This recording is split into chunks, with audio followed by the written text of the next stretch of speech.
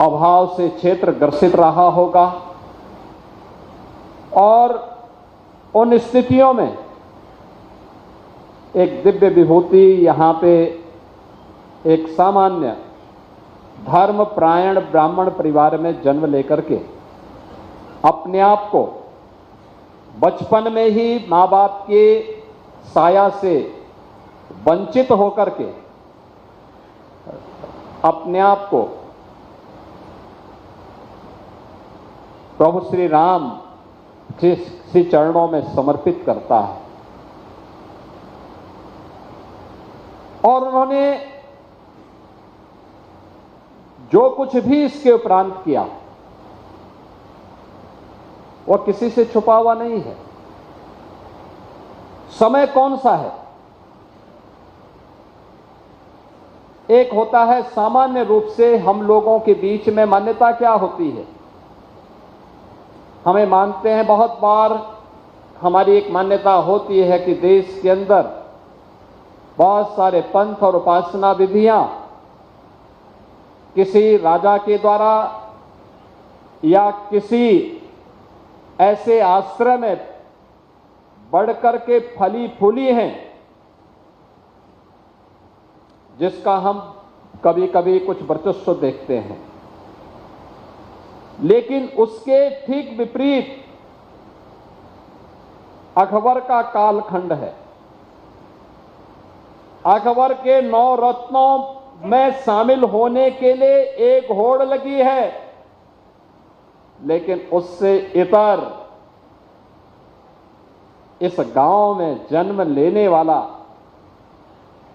एक दिव्य विभूति राम गोला के नाम पर उन्होंने कहा, नहीं, ये मेरी वृत्ति नहीं है कि मैं किसी दरबारी कवि बनकर के और किसी विदेशी आक्रांता के शरण में जाकर के अपनी वृत्ति को आगे बढ़ाऊं, बल्कि उन्होंने कहा, नहीं, मैं तो केवल और केवल राम के चरणों में ही अपने आप को समर्पित करता हूं। मेरी वृत्ति तो राम के लिए है, राम के चरणों में है।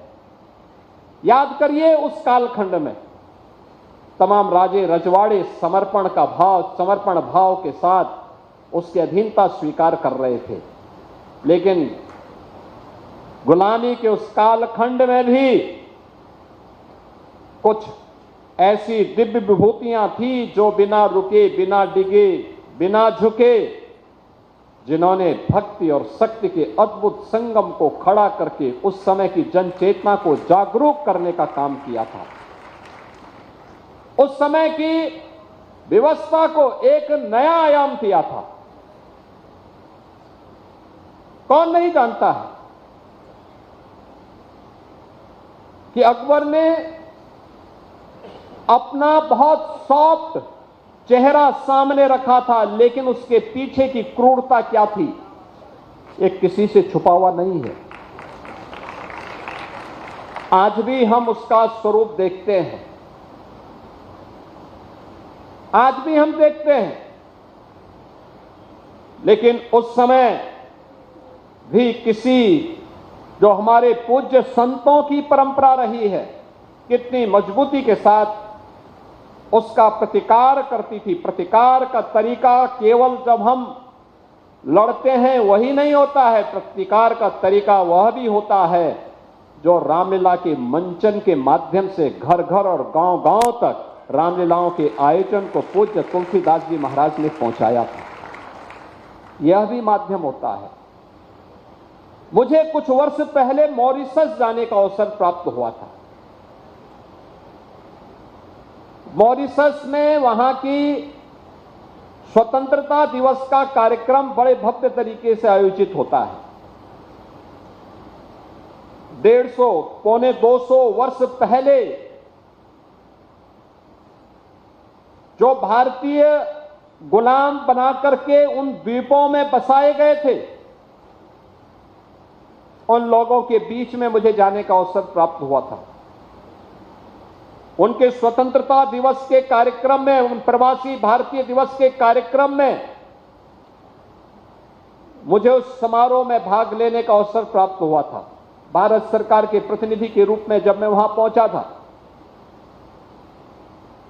तो एक दिन पहले मैं गया था। मैंने वहां पे बने हुए गांव देखे, जैसे पूर्वी उत्तर प्रदेश में गांव है वाल्मीकि जी को भी जिस धरती ने दिया है, उन इस पावन धरा पर आप सभी का मैं एक बार फिर से हृदय से स्वागत और अभिनंदन करते हुए अपनी वाणी को यहीं पे विराम देता हूं।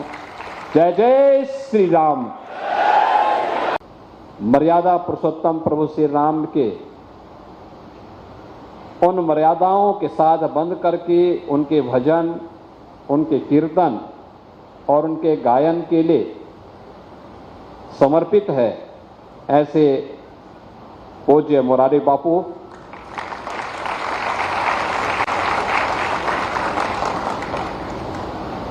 जगतगुरु विष्णु स्वामी संप्रदायाचार्य पूज्य स्वामी संतोषाचार्य जी महाराज, सतवा बाबा, उत्तर प्रदेश सरकार में मंत्रिमंडल के मेरे सहयोगी और जिनको मैं विशेष रूप से आज यहां लेके आया हूं कि राजापुर के घाट में और अच्छा सुंदरीकरण और रिवर फ्रंट बनाया जा सके, ऐसे श्री स्वतंत्र देव सिंह जी, यहां के इस जनपद के प्रभारी मंत्री श्री मनोहर लाल मुन्नो कोरे जी,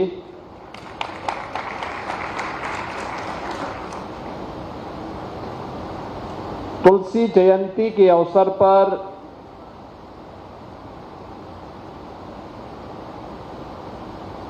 उन विद्वानों को जिन्होंने इस क्षेत्र में विशिष्ट योगदान दिया है, ऐसे यहां पर मंच पर विराजमान साध्वी नीलम गायत्री जी, पंडित जयप्रकाश मिश्र जी, डॉक्टर मदन मोहन मिश्र जी, गोस्वामी डॉक्टर अच्युत लाल भट्ट जी,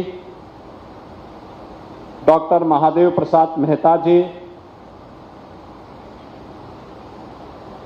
श्री अशोक दास जी, स्वामी श्री बाल कृष्णाचार्य जी,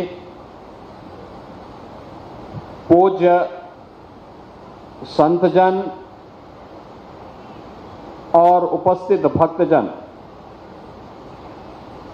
ये मेरा सौभाग्य है